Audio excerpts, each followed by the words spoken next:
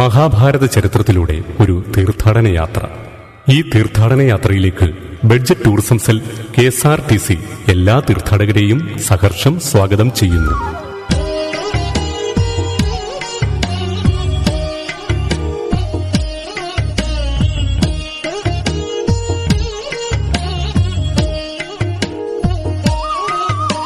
മഹാഭാരത കാലത്ത് പാണ്ഡവർ അജ്ഞാതവാസം നടത്തിയിരുന്നു എന്ന് ഐതിഹ്യം പറയുന്ന പാണ്ഡവൻ പാറയുള്ള ചെങ്ങന്നൂരിൽ നിന്നും ആരംഭിക്കുന്ന ഈ തീർത്ഥാടന യാത്രയിൽ ധർമ്മ സംസ്ഥാപനാർത്ഥം അവതരിച്ച ശ്രീകൃഷ്ണനെ തൃച്ചിറ്റാറ്റിലും ദുഷ്ടനിഗ്രഹാർത്ഥം അവതരിച്ച ശ്രീകൃഷ്ണനെ തൃപ്പുലിയൂരിലും മുരളിയൂതി ഗോക്കളെ മേയിക്കുന്ന ഗോശാലകൃഷ്ണനെ തിരുവൻവണ്ടൂരിലും സർവോപനിഷത്സാര സർവസ്വമായ ഗീത ഉപദേശിച്ച ഭഗവാന്റെ ദിവ്യരൂപത്തെ തിരുവാറന്മുളയിലും കണ്ടു തൊഴുത് തിരുവാറന്മുളയപ്പന്റെ തിരുവോണത്തോണിയും പള്ളിയോടങ്ങളും കണ്ട് വള്ളസദ്യയും കഴിച്ച് ആറന്മുളയുടെ സ്വന്തം ലോഹക്കണ്ണാടിയും കണ്ട് നമ്മൾ യാത്ര തുടരുകയാണ്. കവിയോ തൃക്കാക്കുടി ഗുഹാക്ഷേത്രത്തിലൂടെ അഗ്നിഭഗവാനിൽ നിന്ന് ലഭിച്ച അത്ഭുത നാരായണ വിഗ്രഹം തൃക്കൊടിത്താനത്തും തൊഴുത് പാണ്ഡവർക്കാവ് ദേവീക്ഷേത്രത്തിൽ അവസാനിക്കുമ്പോൾ നമ്മൾ ഭക്തിയുടെ ഒരു സംസ്കാരത്തിന്റെ ഭാഗമാകുകയാണ്.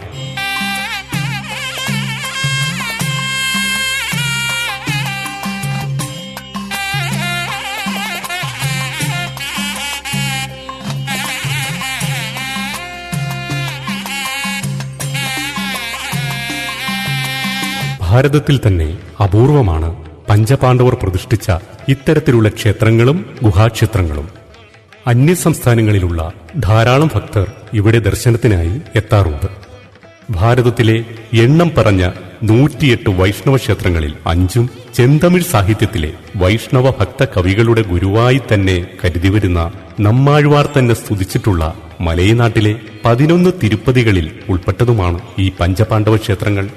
5 വൈഷ്ണവ ക്ഷേത്രങ്ങളെന്നും ഇതറിയപ്പെടുന്നു.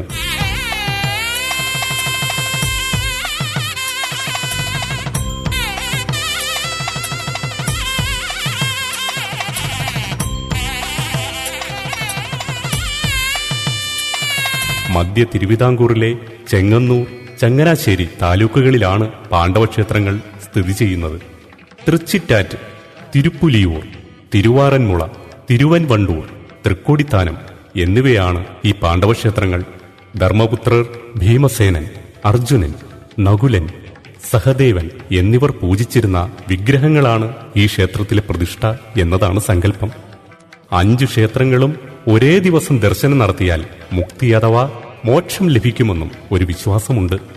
വനവാസക്കാലത്ത് പാണ്ഡവർ ചെങ്ങന്നൂരും പരിസരത്തുമായി വസിച്ചിരുന്നു എന്നും അജ്ഞാതവാസം ആരംഭിക്കുന്നതിനു മുൻപ് ഭൃഗുമഹർഷിയുടെ ഉപദേശപ്രകാരം പാണ്ഡവർ പൂജിച്ചിരുന്ന 5 വിഷ്ണു വിഗ്രഹങ്ങൾ 5 ഇടങ്ങളിലായി പ്രതിഷ്ഠിച്ചു എന്നതുമാണ് ഐതിഹ്യം.